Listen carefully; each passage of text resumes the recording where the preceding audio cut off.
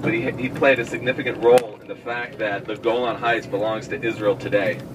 And so Eli Cohen was born in Egypt, with a Jewish family in Egypt.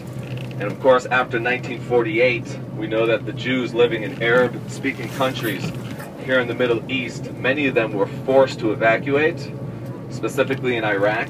Right? Any Iraqi Jews here? Any people with a family from Iraq? Eli? Eli's family's from Iraq. So Iraq, very interesting story. After 1948, the Jews who are living there, yeah, hold on to your seats. The Jews who were living in Iraq were forced.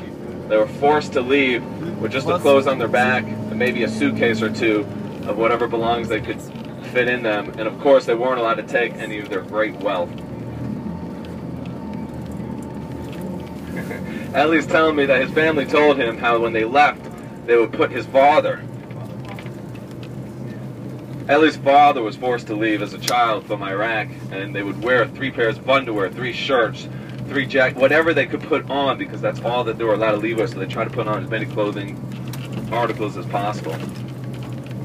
So also the Jews who were living in Morocco and Egypt, even though they weren't forced to evacuate, the anti-Semitism was so great that they decided to leave. Eli Cohen's family was one of those families. They come here in 1955, and Eli was a very bright student, learned the Hebrew language very, very quickly. Of course, his native tongue was Arabic, and after he graduated high school and did his army service and went into university, the Mossad, which is our CIA, our intelligence gathering organization here in Israel, approached him and asked him if he would like to become an agent with the Mossad. So he took the call, realizing that he could do something for his people, and his first mission was to go to Argentina, to go to South America, where there was a lot of Syrians living over there, and conduct business as if he was a Syrian. He did that for about 5 years, created for himself an unbelievable company, made lots and lots of money over there, and made a lot of ties within the Syrian community.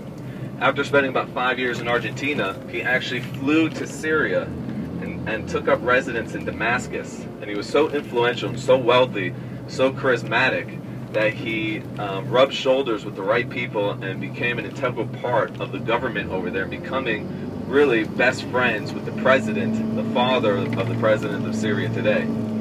And because of his relationship with them, he was able to have access to all the military bases over there, knew all the strategies that were being planned out for a possible attack on Israel throughout the early 60s.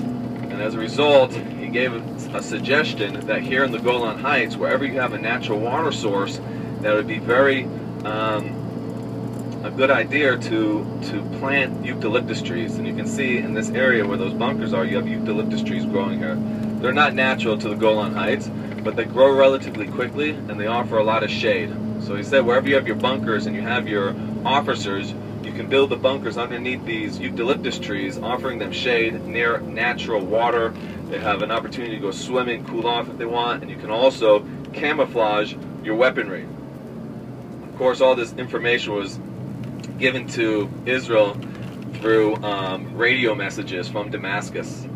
Unfortunately, the Syrians caught on to that something was going on, that the Israelis were finding out too much information before actual deployments and movements were occurring. The Israelis were taking up defensive positions in knowing that where they were going to be moving their troops to. So they shut down all of the radio contact in Damascus, and they listened to see where there was radio message being sent. They honed into Eli's apartment in Damascus, stormed inside, and they hung him in public in a square in Damascus.